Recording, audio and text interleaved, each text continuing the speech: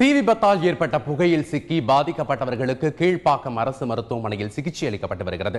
அங்குள்ள நிலைமை குறித்து எமது செய்தியாளர் பாஸ்கரிடம் கூடுதல் தகவலை கேட்டு பெறலாம். பாஸ்கர், சொல்லுங்க, தற்பொழுது நீங்க கீழ்ப்பாக்கம் அரசு மருத்துவமனையில் இருக்கீங்க. இந்த தீ விபத்துல பாதிக்கப்பட்டவங்க எத்தனை பேர் அங்க சிகிச்சைக்கு அனுமதிக்கப்பட்டிருக்காங்க? அவங்களுடைய நிலைமை தற்பொழுது எப்படி இருக்கிறது பாஸ்கர்?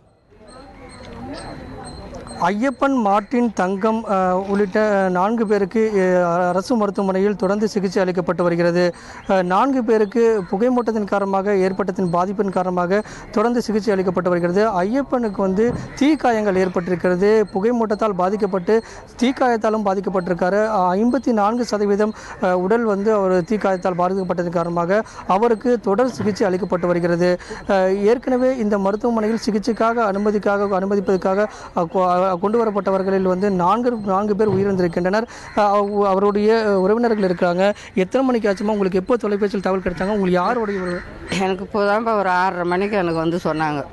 தெரிஞ்சவங்க இது மாதிரி ஃபோன் போட்டிருக்காமா பையன், என்னன்னு தெரியல, கேஎம்சியில் சேர்த்துருக்காங்களான்னு பதறிக்கின்னு எனக்கு சொன்னவங்களே என்னை ஆட்டோவில் இங்கிட்டு வந்தாங்க. யாருக்குமா என்னம்மா ஆச்சு? அவங்களுக்கு என்ன ஆச்சுன்னு தெரியலையே. அவங்க எங்கே இருக்காங்க? வடபழனியில் இருக்காங்க. நாங்கள் விநாயகபுரத்தில் இருக்கோம். விநாயகபுரம் இருக்கோம். இல்லை, அங்கே பையன் போய் அடிக்கடிக்கு அவங்க ஆயா வீட்டில் அங்கே தங்குவான். நானும் ஆயா தான். நான் பையனுக்கு அம்மா, நானும் ஆயா. அவங்க ஆயா வீட்டுக்கு போய் அடிக்கடிக்கு தங்குவான். அந்த மாதிரி போய் ராத்திரி அங்கே தங்கியிருக்கிறோம். இந்த சம்பவம் நடந்திருக்கு. ஆனால் எப்படி நடந்தது, ஏதாவது நடந்ததுன்னு எங்களுக்கு தெரியாது. எதுவுமே தெரியாது. கேள்விப்பட்டு ஓடுறேன் நான். அந்த பையன் என்ன வயசுமா? என்ன 3 வயசு ஆகுது. 3 வயசு ஆகுது. 3 வயசு ஆகுது. நல்லா பேசுவோம். துன்னு பேசுவான். நேற்று கூட புது சட்டையை போட்டு ஆயா நல்லா இருக்கா பாரு, நல்லா இருக்கா பாரு. எனக்கு என்ன மொத்தம் கொடுத்துட்டு ஆயா நான் வீட்டுக்கு போயிட்டு வரேன்னு போனேன். 2வது நான் இந்த கோலத்தில் அவனை பார்க்குறேன்பா. ஒரு பேரன் தான் எனக்கு. அநியாயமாக விட்டுட்டாங்களப்பா என் பிள்ளைய. இந்த ஒரு புள்ள போறேன்னு அவங்க 2வது குழந்தைய வாழன்னு இருந்துட்டாங்க. 3 வயது குழந்தை உயிரிழந்ததன் காரணமாக அவங்க குடும்பமே சோகத்தில் ஆழ்ந்திருக்கிறது. இங்கே இருக்கக்கூடிய நபர்களிடம் கேட்கலாம், என்ன மாதிரி தகவல் கிடைக்கப்பட்டு உறவினர்கள் வந்தவண்ணம் இருக்கின்றனர். தற்போது சிகிச்சைக்காக எவ்வளோ பேருக்கு அனுமதிக்கப்பட்டிருக்காங்க? அவங்களோட உடல்நிலை எப்படி இருக்குது? விடிய காலையில் ஒரு 2 மணிக்கு ஃபயர் ஆக்சிடென்ட் நடந்துறாங்க. அதுக்கப்புறம் ஒரு 4 மணிக்கு ஃபயர் இன்ஜின் வந்ததுன்னு சொல்கிறாங்க. அந்த டைமில் ஒரு 5 மணிக்கு எங்களுக்கு தகவல் கிடச்சி அங்கே போய் பார்த்தா அப்புறம் எல்லாரையும் வெளியே எடுத்து ஹாஸ்பிட்டலுக்கு வரணும். ஹாஸ்பிட்டலுக்கு வந்தோடனே இந்த மாதிரி வர பார்த்தே ஆம்புலன்ஸ்லேயே ஸ்பாட்லேயே இறந்துட்டாங்கன்றாங்க.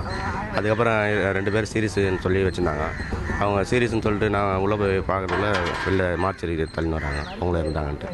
இங்கே யாராவது சிகிச்சைக்காக அனுமதிக்கப்பட்டவர்கள் உடல்நிலை எப்படி இருக்கிறது? ரொம்ப சீரியஸான்றாங்க. சிகிச்சைக்காக அனுமதிக்கப்பட்டவர்கள் உடல்நிலையும் மோசமாக இருக்கிறது. இருந்தபோதும் அரசு மருத்துவமனையில் தொடர்ந்து சிகிச்சை அளித்து வருகின்றனர். 54% தீக்காயத்தோடு அனுமதிக்கப்பட்டிருக்கக்கூடிய ஐயப்பனுக்கு தொடர் சிகிச்சை அளிக்கப்படுகிறது. அவருடன் சேர்த்து 3 பேர் தொடர் சிகிச்சையில் இருக்கிறார்கள். அவர்களுக்கும் அரசு மருத்துவமனையில் சிறப்பு குழுக்கள் அமைக்கப்பட்டு உடனடியாக மருத்துவ குழுவினர் தொடர்ந்து சிகிச்சை அளித்து வருகின்றனர். இந்த செய்தியை கேட்டு உறவினர்கள் தொடர்ந்து கீழ்ப்பாக்கம் அரசு மருத்துவமனைக்கு வந்த வண்ணம் இருக்கின்றனர். இந்த பகுதி முழுவதுமே, அதாவது பிறகு முன்பு சோகத்தில் ஆழ்ந்திருக்கக்கூடிய குடும்பங்கள் ஒருபுறம், அது மட்டும் இல்லாமல் சிகிச்சைக்காக அவருடைய தகவல்கள் கேட்பதற்காக மருத்துவமனையில் சுற்றியும் அவர்களுடைய குடும்பத்தார் சிகிச்சையினுடைய தகவல்களை பெறுவதற்காக அவர்கள் ஒருபுறம் என்று இந்த பகுதி முழுவதுமே பரபரப்பாக காணப்படுகிறது. 4 பேர் தற்போது உயிரிழந்திருக்கின்றனர். தொடர்ந்து 4 பேருக்கு சிகிச்சை அளிக்கப்பட்டு வருவதால் அரசு மருத்துவமனை முழுவதுமாக காவல்துறையினர் குவிக்கப்பட்டிருக்கின்றனர். தொடர்ந்து மருத்துவமனைகள் மருத்துவர்கள் தொடர்ந்து சிகிச்சை அளிக்கப்பட்டு வருகின்றனர். பாஸ்கர், அதாவது 4 பேருக்கு தற்பொழுது தீவிர சிகிச்சை அளிக்கப்பட்டு வருதுன்னு சொன்னீங்க. ஒருவருக்கு 55% தீக்காயம் ஏற்பட்டிருக்குன்னு சொன்னீங்க. இந்த 4 பேருக்குமே ஒரே தனி அறை வைத்து அங்க தீவிர சிகிச்சை அளிக்கப்பட்டு வருகிறதா, இல்ல செப்பரேட் பண்ணி வச்சிருக்காங்களா? ஐயப்பனுக்கு தனி அறையில் சிகிச்சை அளிக்கப்பட்டு வருகிறது. மற்ற 3 புகை மூட்டத்தால் பாதிக்கப்பட்டவர்கள். அவர்களுக்கு பாதிப்பு சற்று குறைவாகவே இருக்கிறது. 54% தீக்காயத்துடன் அனுமதிக்கப்பட்டிருக்கக்கூடிய ஐயப்பனுக்கு தான் தொடர் சிகிச்சை தனி அறையில் மருத்துவர்களுடைய தொடர் கண்காணிப்பில் இருக்கிறார் ஐயப்பன் அவர்கள்.